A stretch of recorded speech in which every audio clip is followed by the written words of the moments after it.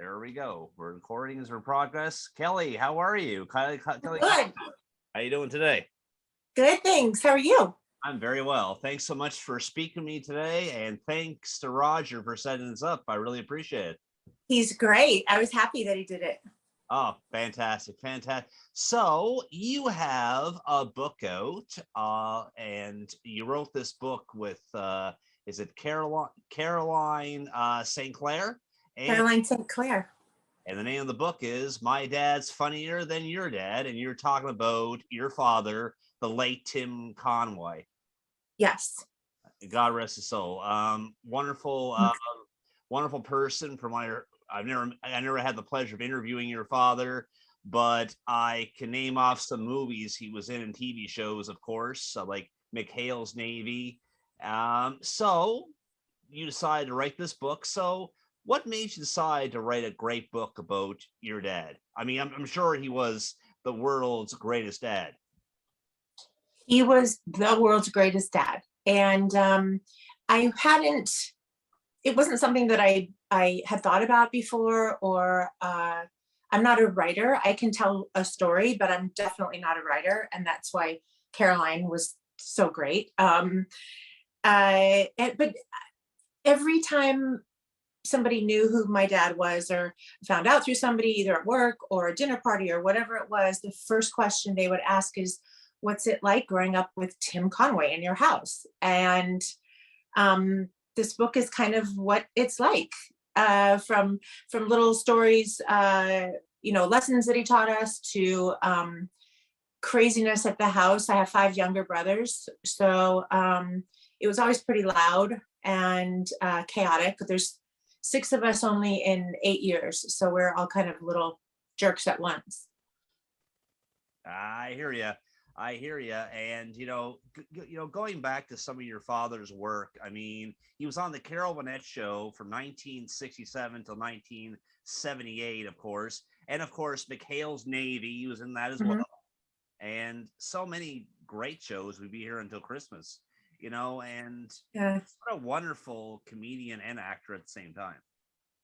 He was exactly how you would think of him as. There wasn't any underlying, some comedians are a little bit on and off, and which is fine. But my dad wasn't like that. He was just exactly how you saw him and how he appeared to be. That's how he was at home and at the grocery store and at the hardware store and at graduations. It was a really fun life growing up. Really fun. Wow, that's amazing. That's amazing. And it's so nice to have a family that treat you with respect. And a lot of actors, of course, when you see them on the big screen, off screen, something different. With Tim Conway, you got the real deal on stage and off stage. Exactly. He was the same guy in both situations every time. And I mean, when you're a kid, you don't know that that's supposed to be different. It's just your dad, and he has a job, and it's a half hour away, and he has to be home late on Friday night, but that was about it. So you don't really, even though when it finished, I was 17, I think, or 18. Oh. And it was just his job. And so when he got home from his job, he was still the same funny, cool guy. Wow. Amazing. Yeah. Now, this book is being released December 15th? December 15th. And I just found that out because there was a different date at first. And I just found that out, but December 15th is my dad's birthday. Oh, right on. Yeah. And nobody knew that. The publishers, they just, it wasn't December 1st. It was going to be December 15th because of something. And so nobody over there knew that. And so that's pretty cool. I think that's a nice little sign. Right on. Now, forgive me, some of the shows that he's been in, I mean, I don't know all of them. I'll be here until Christmas. So in the same way, I'm being educated on some of the shows that your father was in. Was he also in a show called, is it Hermie and Friends? Yeah, it was the Hermie the Worm series. I see that. Um, I see a picture of a worm there. So yeah, yeah, so the great thing is that from my age and above, and probably few 5, 7 years younger than me, they remember him from the Carol Burnett show. But before that, the kids were either, too young to stay up, or they didn't care, or they didn't get it. So that's a generation. And then in the middle were some other shows and animated voices in Disney movies. Then he did the Dorf series, the Dorf on Golf, which is a whole nother generation, and people know that. And then he did SpongeBob SquarePants. He was one of the voices in that, so little kids know who he is, or used to, and now little kids know who he is. wow. So it's all over the place. Wow. Yeah, I see SpongeBob SquarePants up here too. So yeah, that's amazing. That's absolutely amazing. And also to be on the Carol Burnett show. Wow. Yeah, it's and I watched it sometimes, and people send me clips that they've seen, and it makes them happy still. And that whole format they did for that 9 years was it holds up. I mean, everything is very simple sets, simple premise, but it holds up. And my dad always kept to the belief that it didn't have to be bad language or anything that your kids couldn't watch for it to be funny. And it kind of is true. I mean, it's really true. Oh, oh, absolutely. I mean, a lot of stand-up comedians you're going to hear. I mean, they're funny, and I'll laugh at them. I mean, don't get me wrong, but the Yeah. way I'm kind of hoping, is there a way you can tell a joke without using that kind of language? I mean, Well, I think it's harder. yeah.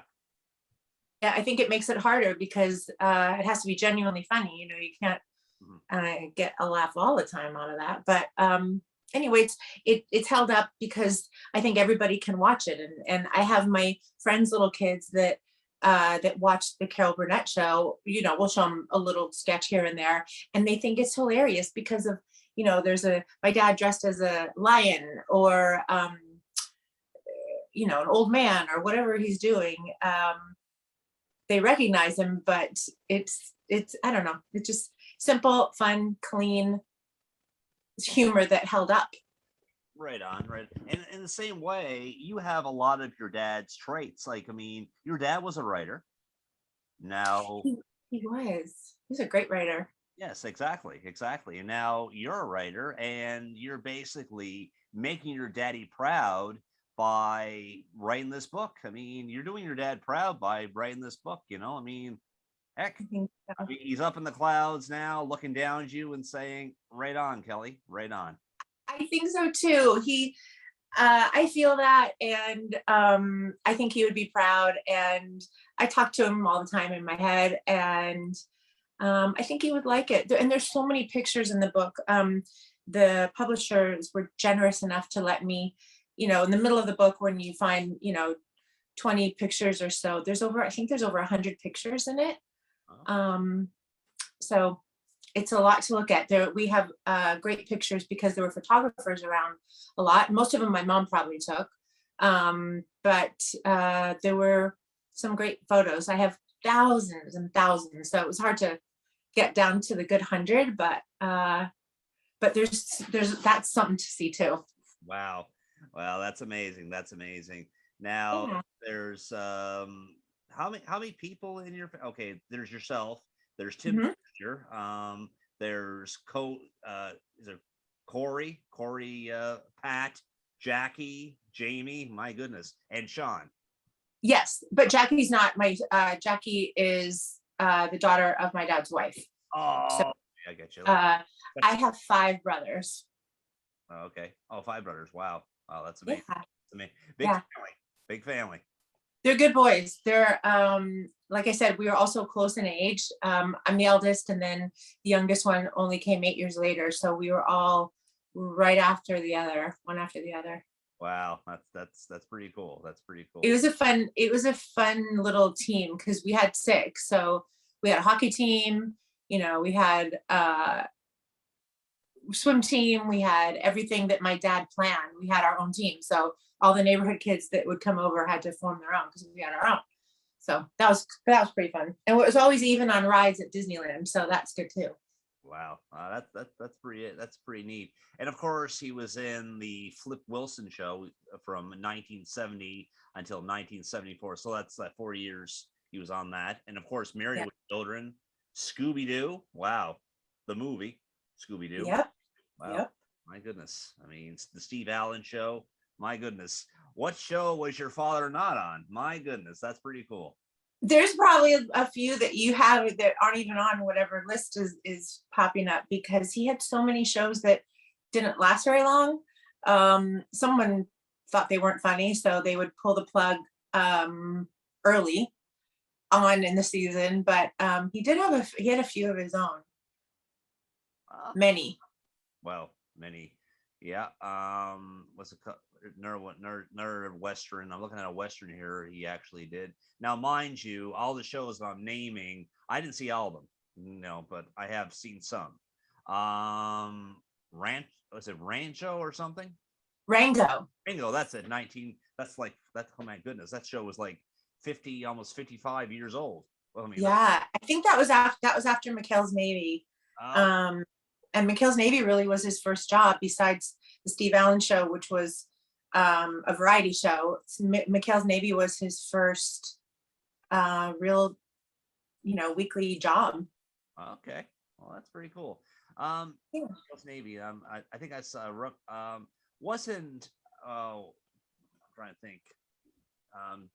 That guy from Gilligan's Island, wasn't he in that? No, he Ernest Borgnine. The one that played the skipper. That's what I'm thinking of. I mean, yes, no, he wasn't in that. Okay. Ernest Borgnine was in McHale's Navy. You could mix them up. They're kind of similar type guys. Right. I mean, well, same thing. Well, there's Alan Hale Jr. and Alan Hale Sr. Yeah. So the exactly part title remind me of that actor. So I was just wondering if your father had acted with him in that, and obviously he didn't, as you just stated. They might have done something, but not in that. That's good. That's good. Well, anyways, I think people are going to really enjoy the book. I mean, when it comes, I hope so. Oh yeah. Well, I mean, it's a sweet story. It's 70% of it is growing up and lessons my dad taught us, and going to visit him on different jobs and shows here and there, and the way he taught us and how he brought us up with my mom. And it was kind of a circus, but it was a fun circus, and he was the ringmaster in charge of the crazies. Wow, that's well, I mean, exactly. I mean, your dad had a big responsibility. I mean, even as an actor, I mean, off stage, his family was his number one priority. I agree. It was. And it was like I said, it was a fun life. And I hope people enjoyed the stories. Like I said, about 75% of it is just fun stories growing up. Some of it is about at the end where there was a lawsuit. My stepmom prevented me from seeing him toward the end, which we still don't really know why. But anyway, some of that's in there, which is it's a horrendous story actually. But and I did want to keep it positive, but that is something that happened, and it was part of it. And I fought my tail off to protect my dad and to keep him safe when he wasn't doing so well. So I know we're touching on very, very, personal ground here, and I'm glad you opened up to me about this. Can we say that there was a little bit of jealousy there? Like her not letting you see your father? I mean, I'm sure that was something that, of course, would make you, I don't know if horrify would be the appropriate word to use here, but I mean, I'm sure it was something that you definitely weren't happy with her doing.